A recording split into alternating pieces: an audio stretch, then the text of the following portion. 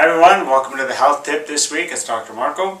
So today we're going to be talking a little bit about the care and what we're finding when I'm working on you and how the postures and the tension in your spine can affect your body. So we're going to be talking about consciousness and posture. So the Ohio State University, they did a study and they showed that there's a connection between your postures, how you hold your body, and your moods and your thoughts. So when we're doing our work within Network, when we're checking your feet and we're getting you to turn your head side to side, it's telling us a different thing about how you're holding your spine and how the nervous system is holding your body. And so when we do Network here, we talk about the phases of your findings. So, for example, when I'm doing a check on your legs, if one leg is shorter than the other and you turn your head and the legs even out very quickly, that tells me something about where there's a tension pattern in the spine. And that's indicating like the very top of the neck or the cervical spine, there's an area that needs focus. So when that area has what we call a phase in it, or it's a positive test, then that means something. So what they've kind of connected is that when there's different phases of tension in your spine, it might reflect on a different mood or a consciousness that you might have. So this seems kind of a little out there a little bit, but with the network here we actually find that sometimes people's postures and how they're holding their spine is actually how they're expressing themselves in life and things they might be worried about or afraid of, or things they might be saying to themselves. So I'm going to talk about a couple of the phases just to give you an idea. So maybe I'll talk about 2 today, maybe 3 in the next video, just so you get an idea of what we're describing when we're talking about these phases and the consciousness that goes along with the phases.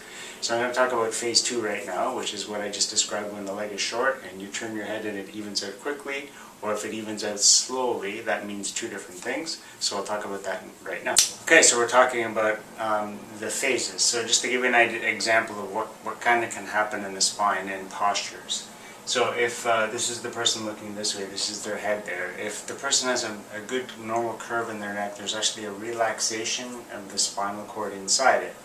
But if somebody has lost the curve in their neck, the curve is straightened out, so there's a long, we call it, a tech neck posture or straightened neck. If they don't have the curve anymore, that can actually traction or pull on the spinal cord, maybe even up 5, even up to 7 centimeters of pull from that head going forward like that, and that can cause consequences on tension in the spine and the spinal cord all the way through the whole body. So when we're looking at these phases, the phase 2 one is where you do a quick turn and the head evens out quickly. And this is the upper part of phase 2, the upper part of the neck. So that phase, that consciousness that goes along with that phase being present is a trust issue. So what happens is C1 is the top vertebrae. When that one has the the pattern, we say that there's a trust issue and there's a sense of urgency with time and money. So what happens is that people feel that they don't have enough time in their life to make enough money in their life to be all they can be, basically.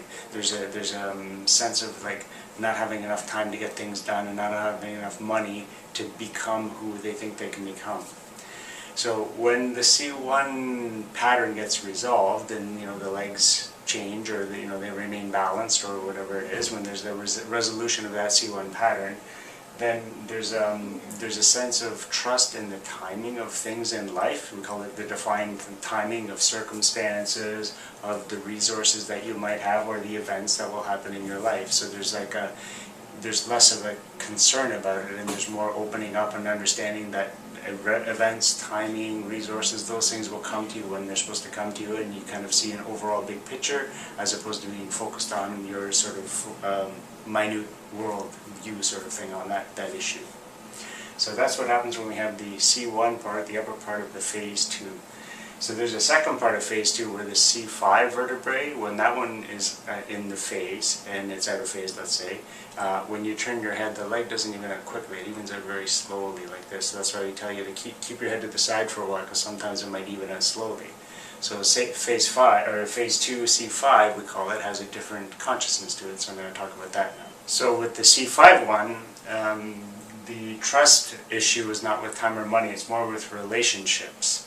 And then what happens here is there's sort of like an anger inside the person that's being expressed for something, for things maybe that they never expressed, or they've been offended by things in the past, or their boundaries were, boundaries were crossed, or they felt betrayed in their life in relationships, and there's like an anger attached with that phase of distortion.